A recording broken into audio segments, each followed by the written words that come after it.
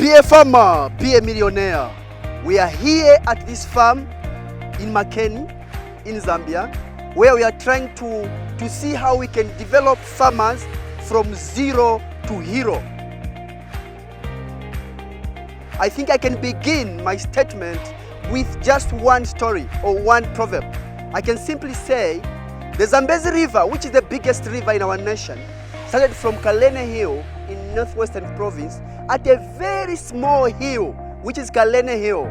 It just started with very drips of water dripping down, going further on up to Indian Ocean, and today we are saying it's the biggest river in our nation. This field that is just behind me was reduced to nothing because of the winds that affected it early this year. But today we are smiling and enjoying the fruits of our hard work. And as we work together as a nation, we are going to produce fruits that is going to change this nation. And here we are trying to build the land from nothing to something. And this is where we are beginning from. It's not about the size of the land. It's not about how big you are. It's not about how small you are. It's not about your profession. Beginning from a garden boy, a worker, a teacher, a headmaster, even the president himself, we are all supposed to do something and show the people of our nation that we can build something from somewhere.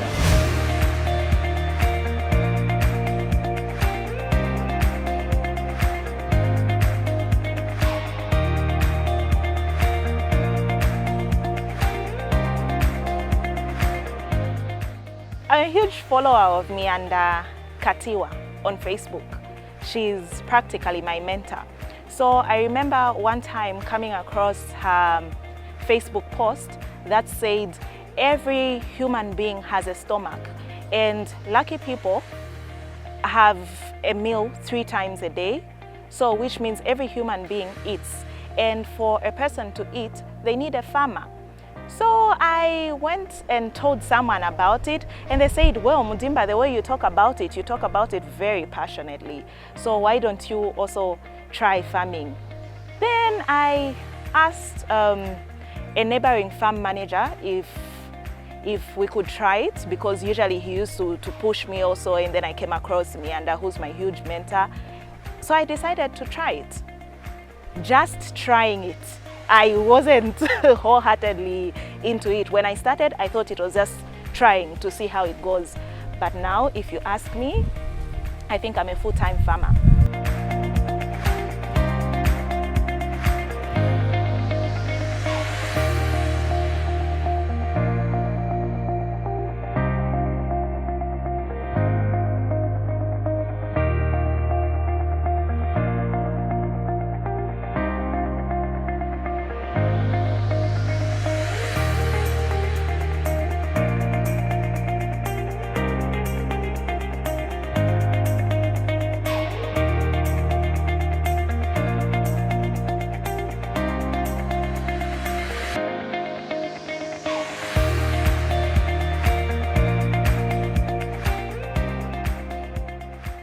My name is Mudimba Msoro.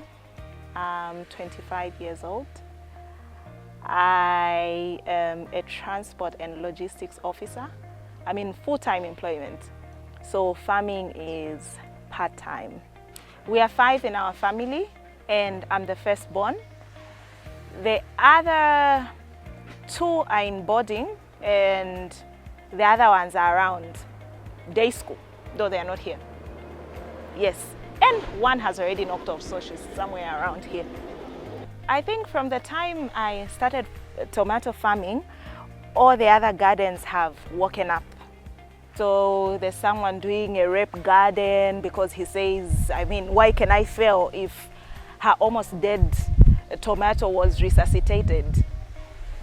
Okay, I have harvested for a week, and I've recovered 1/4 of the investment. So looking at how alive my crop is, obviously I think I'll make lots of profit from it. Remember, this is the first time I've planted tomatoes, so I don't know how it goes. But from a layman's point of view, I think in a month's time I would have raised the 55,000.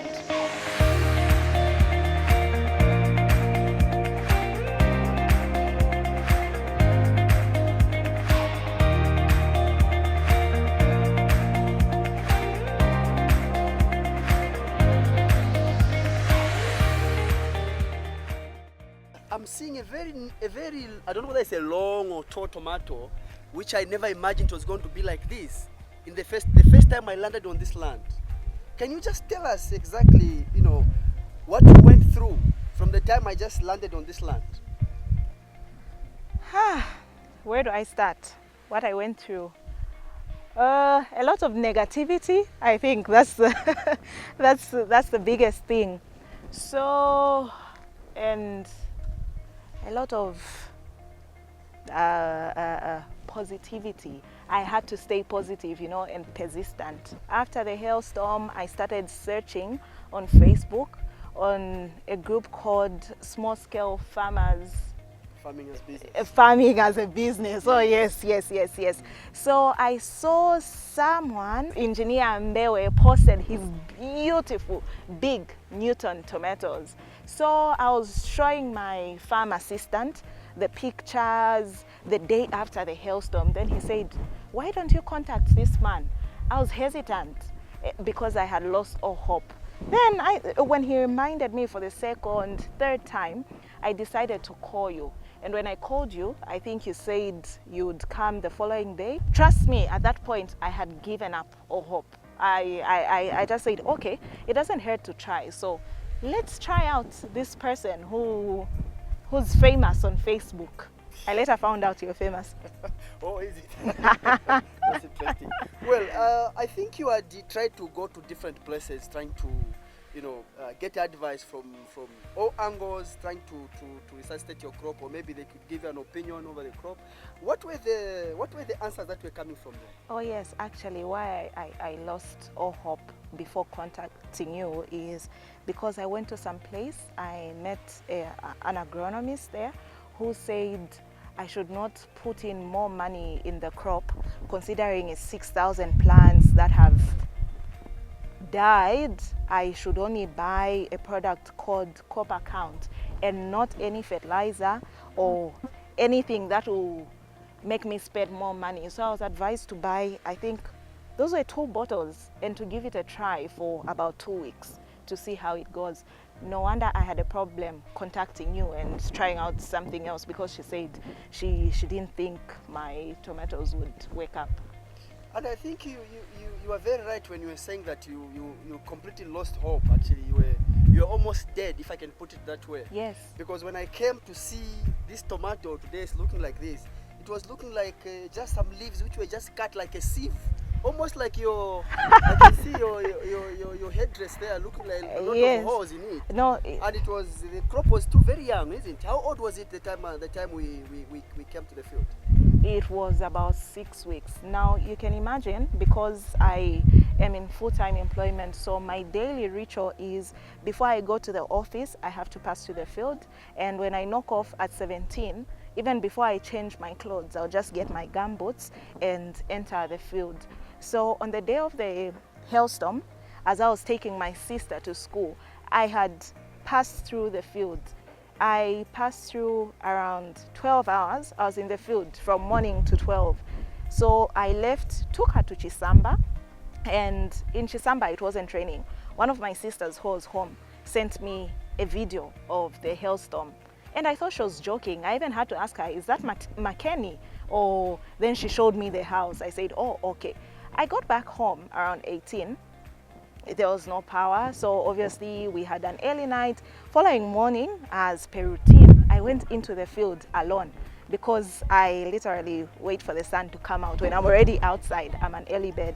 So I was in the field alone, walking, and I couldn't believe what I was seeing, because the previous day, I saw lots of flowers and fruits. The previous day? The previous day. As I said, it was about 6 weeks old, so there were a lot of flowers and fruits. Then the following day, I only found stalks, stems. Stems? You Stems. only found stems? Stems. The leaves were gone? The leaves were gone. The leaves were gone. The fruits were gone. The flowers, the day before, it was yellow and green. My field was beautiful. Lovely. And people who used to come there always told me, Mudimba, you will make a lot of money from this field. So you can imagine the following day you come, all you see are stems. So as I was walking back to the house, the man who helps me in the field approached me. He said, have you seen what has happened? And I replied, I wasn't sure, you know, I was in shock. I was weak on my knees. You were dead. You were Yes, almost yes, alive. yes. I said, please explain. I'm not sure what I've seen. Says, we're very sorry. We couldn't call you yesterday because we thought you'd die of depression, because at the time I have ulcers. So at the time I had an attack. I wasn't too good. So he said, because we know you get sick when you're upset, we thought we shouldn't tell you. You should just see it in the morning. I'm sorry. I don't want to tell you, madam. I'm very sorry. He looked more depressed than I was. And at that moment, I began to cry because I realized it was very serious. You began to cry. I You began. shed some tears. Yes, yes, yes, yes. By the way, did you even believe in what I said to you? That this crop one day will harvest some boxes? Of course, I did not believe in what he told me, because remember, before I called you, I saw other agronomists, one specific agronomist, and a lot of negative people. The agronomist told me that the chances of it surviving, she actually put up a sorry face and she said the chances of it surviving were very minimal. I had professional farmers, people who've been in this business for 8, 10, 12 years, come to me and say, I'm sorry, Mudimba, in Zambia such a thing has never happened, so just remove this crop and plant. I actually had someone even offer me free seedlings.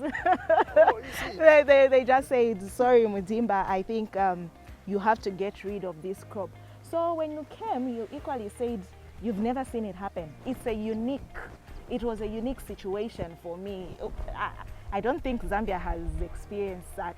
So If it really happened, then it wasn't on record. That we didn't know. Maybe we was too young. to be honest, the strength came at a very later stage, because even as I was trying the Syngenta products and Omnia fertilizers, I never knew we would get to this stage. I just thought, well, I'd rather try and continue with the old crop than start a new one, because I've already come this far. And I remember you telling me that you were an agro motivator, a motivational speaker. Yes. So, Yes. and I remember many times when people would come and say, Mudimba, why are you wasting so much money? If this guy is a professional, he knows what he's talking about, why does he let you continue with this crop? And I remember sending you messages another day telling you that I'm ready to give up. I won't do it anymore because people are telling me all sorts of things.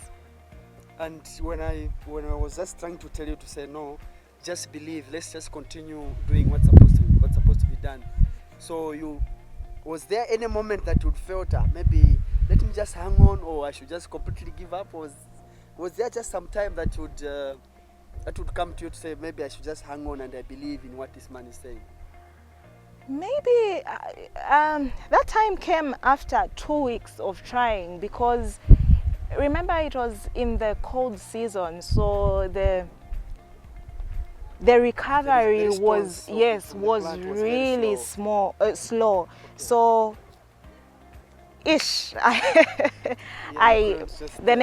negativity took me. Yeah. Now, the other important thing is that when you see this crop now to reach this height, whereby it's even higher than me, when you look at it, it looks like we are just dreaming. But today, where we are coming from, there we saw a lot of boxes of tomatoes, and currently now you are getting calls. I think the other time when I was here, you were actually telling me that customers are coming all the way from Livingstone, the Copper It's Belt. amazing. It's unbelievable. But did you believe that one time something like that can happen? I did not believe. Here's one other thing that that I still don't believe. I think last week we had a truck load, a customer from the Copper Belt. But a few days before that customer from the Copper Belt, we had ladies from Livingstone. This person from the Copper Belt got from 3 different farms, and he later called to appreciate my tomatoes. The quality of The quality of my tomatoes. Apparently, amazingly, we all planted the same variety. and these other 2 farms planted after me, but because of the hailstorm, obviously I delayed to. The first time I sent the tomatoes to the market, I only sent 3 boxes. And you only sent 3 boxes? 3 boxes. Though you were even sending me a message, I've only sent 3, but well, I just told you, just continue. The reviews were amazing because I had praises from all over. The women touched the tomatoes. They were actually fighting for the 3 boxes. They said it's the best quality around. I was actually being compared to a big guy whose name I've forgotten. Munjanja is one of the biggest. Yes. They said so, and the few times I sent again, so I started from 3, then 5, 7, 10. The few times I sent, they would always pick the price from Jimmy's track, you know. They'll be like, guy. No, for this one you have to check with Jimmy, and whoever this is, one day they will compete with Jimmy. I remember calling you. Isn't it? Yes, because I remember that the first time that we were trying to talk, you were saying that no, I don't know if I will ever go to reach this stage, and now you were getting such kind of comments. Yes. How did you feel as a first time farmer? I think that's the day I decided to prepare my second field. That's very interesting. And by the way, I actually had a different person I was looking up to. So after being compared to Jimmy, I realized that my limit was so low, you know. So I decided to now try and fight Jimmy, move him from his spot. That's the next one. No offense, Jimmy. Oh yeah, okay, that's very interesting.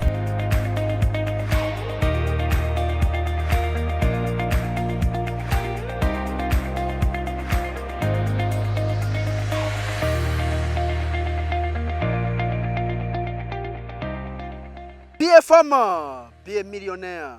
We are in the tomato business, the ready God. First of all, number 1, we have to be committed to our job. If there is no commitment, we can't do anything in tomato growing. Number 2, we need to go to the right people at the right time so that they give us the good advice. Number 3, we need to look for good suppliers. Syngenta has really helped us to see a crop looking like this. It's because we use the right products at the right time. And then the other important thing also is that we need to be people that have got courage. There's a lot of negativity out there. Everybody can discourage you. You just wake up in the following morning and say, I've got this program to do. I want to do my tomatoes. Someone will tell you, no, what are you going to get from farming? But I'm here to attest to the fact that when you get into tomato growing, which is the ready God, your life will change for the rest of your life. So it's very, very important that you follow the right things. Right way of preparing the land. Land preparation is excellent. Doing your soil testing. Ensure that you do the right things. The second thing is that you do the timely, staking of your tomatoes. You are seeing these poles, the strings that are there, so that you lift up your tomato. Every tomato which is on the ground, lying on the ground, it gets all the diseases from there. So let's ensure that we lift up our tomatoes and then we make the right things. And the other thing is that let us go to the right offices. By going to the right office, I mean going to the companies that are supplying good products, going to the Ministry of Agriculture to get more information, going to the other NGOs that are supporting the farming business. If we do that as a nation, and especially the youth, we are going to go somewhere. There are a lot of people that are graduating now, a lot of people that are finishing their grade 12, a lot of people that are leaving universities. Most of them are saying there is no job, but I can tell you to say there is job in the soil that I'm stepping here. If you just start a crop like this one, even when you start with only 10 plants, 1 plant of tomato here can give you roughly 10 kgs of fruit. And if you sell the 10 kgs, that is something that can get into your pocket. So we are saying, be a farmer, be a millionaire.